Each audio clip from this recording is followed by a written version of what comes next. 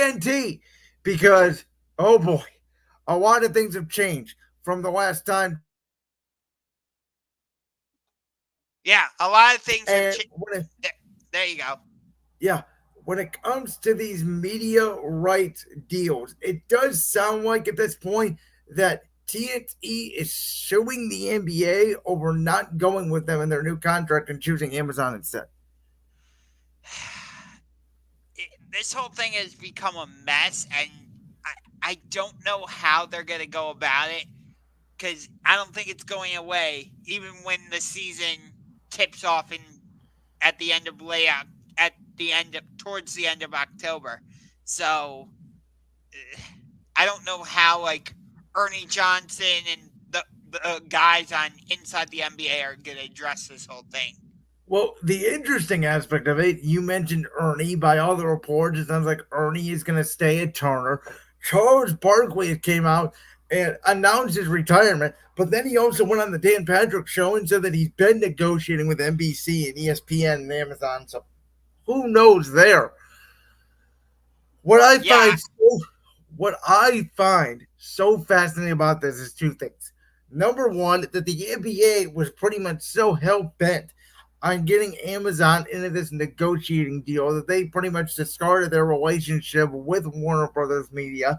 And as I said on my show today, for whatever reason, I don't understand why the NBA can't do what the NFL does and Major League Baseball does. The NFL has contracts with CBS, Fox, NBC, ESPN, NFL Network, Amazon Prime. Now they have a contract with Netflix, etc.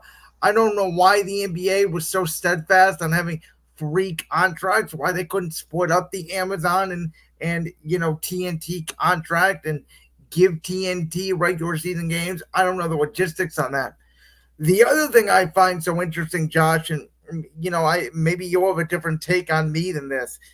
I think one of the reasons why Warner is fighting so hard to keep the NBA tells you how much the NBA means to the TNT network. Because I truly believe that if this is the last year of the NBA on TNT, there is already been rumors out there that Warner is thinking about splitting essentially their company into two different assets, a cable asset and a streaming asset.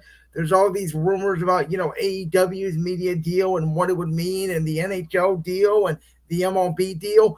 I think what this tells you is Warner knows they may legitimately go under or become what True TV is, which is an Impractical Jokers rerun network, if the NBA is not back on TNT.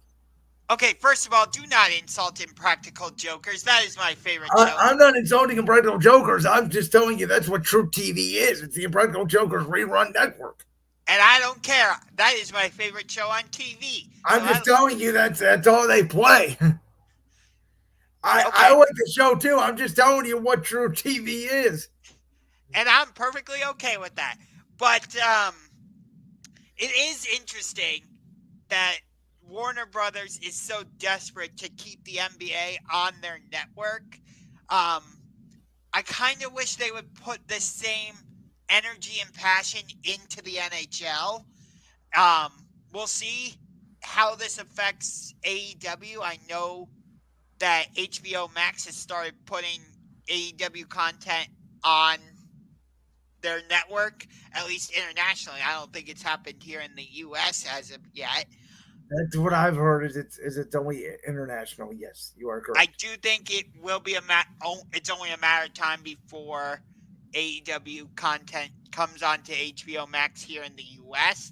But in terms of this, um yeah, it does smell of desperation from Warner Brothers more so than the NBA. By the way, and I know you're a big hockey fan. I know how much you care about the NHL, but the NHL and Major League Baseball, because Warner obviously has a relationship with MLB when it comes to the MLB playoffs and TBS. Those are the third and fourth most popular sports in America by far. And the NBA is the second most popular sport in America, and that's nowhere compared to the National Football League. So, in terms of ad dollars, in terms of revenue, in terms of people watching, that is why the NBA is so valuable, because outside of the World Series, even NBA regular season numbers and maybe big, in season tournament, which is part of the reason why they did it, those could outdraw MLB, ALCS, NLCS, and will certainly probably outdraw NHL playoff games not named the Stanley Cup final. Yeah. Um, it's interesting to me though that you bring up the NFL. Why haven't they tried to get on to Warner Brothers and form a TV deal with TNT or TBS? Because the NFL doesn't need it because they already have 7 different broadcast partners. And the one thing TNT has done, they're going to get some rights to some college football games. So that will help them. But again, that's only, 2 or 3 weeks out of the year. Yeah. So Basically, what they're telling you is, I'm comparing this to, in a way, I've always said that without Monday Night Raw and now Friday Night SmackDown is going to be going there when Raw moves to Netflix, but without WWE, who's watching the USA Network? I mean, the numbers tell you that WWE is, triple the amount of their second most watched show. The same thing is true about TNT and the NBA. yeah. Although I know AEW has been getting better TV ratings as of late, but It's better, but again, there's a reason why the NBA and the playoffs takes precedent. Why AEW gets kicked off from March Madness. All this stuff. It's nothing to do with them. It is the main sports properties in America are basically NFL. I would argue now probably college football, March Madness, and then the NBA. yeah, I would agree with you on that.